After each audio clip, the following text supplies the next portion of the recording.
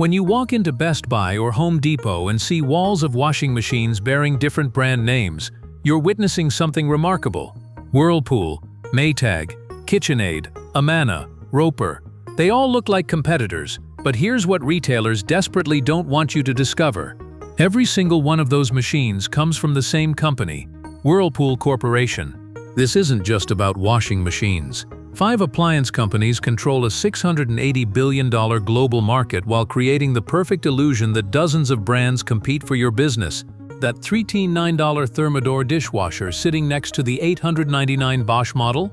They roll off the exact same production line in the exact same factory in New Bern, North Carolina. The only difference is the badge on the front and a 55% markup for the privilege of owning a luxury brand.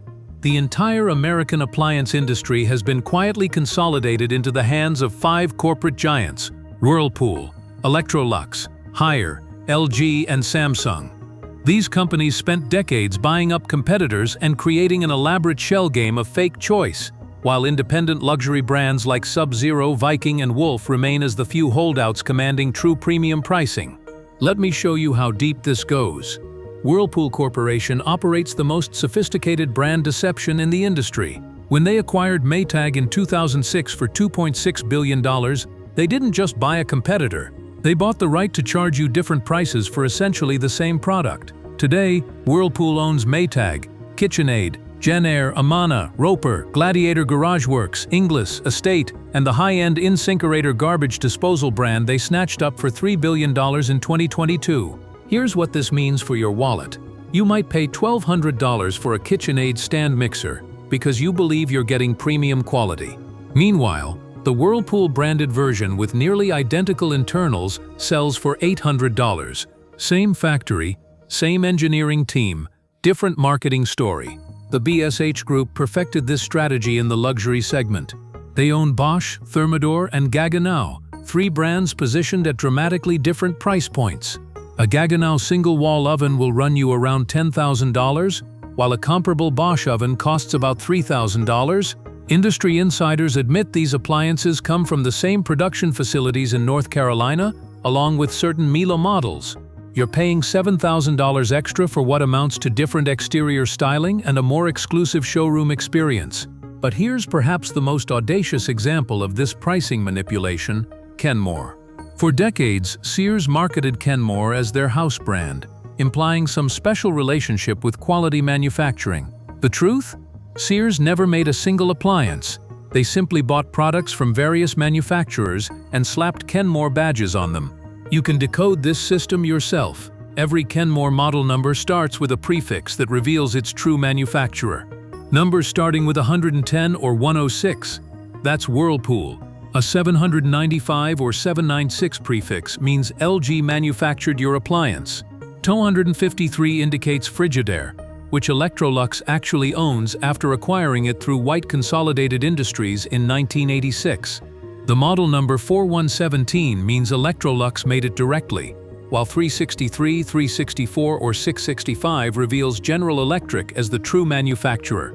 This means when you're comparison shopping between a Kenmore washer and a Whirlpool washer, you might literally be comparing the same machine at different prices. The consolidation creating this mess happened gradually. Then suddenly, Whirlpool started its acquisition spree in 1986, when it bought KitchenAid from Hobart Corporation. 3 years later, they acquired Roper and the German company Bauknecht. But the real power grab came in 2006 with the Maytag purchase. This merger should have triggered massive antitrust scrutiny.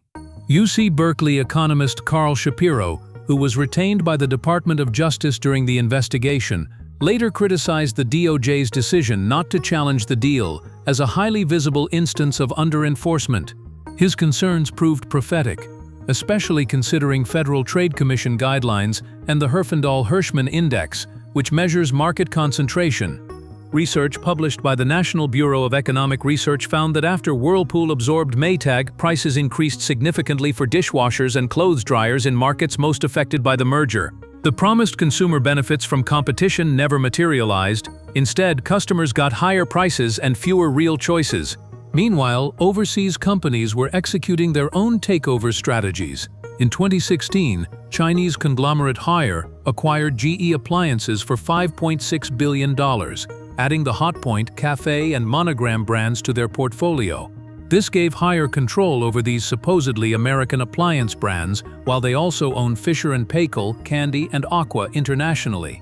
Suddenly, these brands became subsidiaries of a Chinese corporation with global reach. The DOJ and Federal Trade Commission had actually tried to prevent excessive consolidation 3 years earlier when they blocked Electrolux's attempted $3.3 billion acquisition of GE Appliances, but rather than preserving competition, this just redirected the sale to a foreign company instead of preventing consolidation entirely.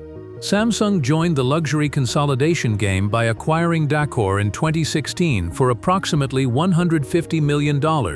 Decode had positioned itself as the only appliance brand endorsed by Le Cordon Bleu Culinary Institute. Now it's just another Samsung subsidiary, competing against Samsung's main brand line. Meanwhile, Middleby Corporation acquired Viking range, further consolidating the luxury market. The pricing implications of this consolidation extend far beyond the showroom floor. When President Trump imposed tariffs on washing machines in 2018, prices across the industry rose by approximately 12%.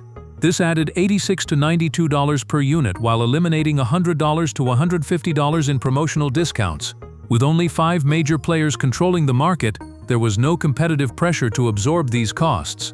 Fast forward to 2025, and we're seeing the same coordinated pricing behavior. Thermador and Bosch, remember, they're the same company, both implemented 3 to 7% price increases on January 1st. LG followed with a 6% hike on January 15th. GE scheduled their increase for June 30th. When you have oligopoly control, price coordination becomes remarkably easy to execute. Some manufacturers aren't even pretending anymore. Bertazzoni announced price increases of 20 to 40% for 2025. With limited competition, they can impose these dramatic hikes because consumers have nowhere else to turn. The most troubling aspect isn't just the higher prices, it's the erosion of actual innovation. When Whirlpool bought Maytag, they closed the Iowa manufacturing plant and started producing Maytag-branded Whirlpool machines. The distinct engineering and quality characteristics that made Maytag legendary disappeared overnight. You're now paying premium prices for what are essentially rebadged Whirlpool appliances.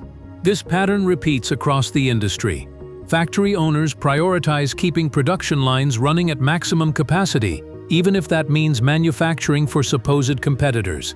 I've spoken with industry veterans who remember touring factories in the 1980s and watching multiple brand names being applied to identical products rolling off the same assembly line.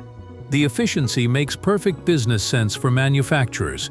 Higher volume production reduces per-unit costs, while multiple brand positioning allows companies to capture different market segments willing to pay varying price premiums for essentially the same underlying product. For consumers, this means you're often paying luxury prices for mainstream engineering. That premium Thermador range might use the same heating elements, the same electronic controls, and the same internal components as a Bosch model costing $500 less. So how do you navigate this manufactured maze of fake choice? First, focus on actual specifications rather than brand names. Compare BTU output, energy efficiency ratings, warranty terms, and user reviews across different badges.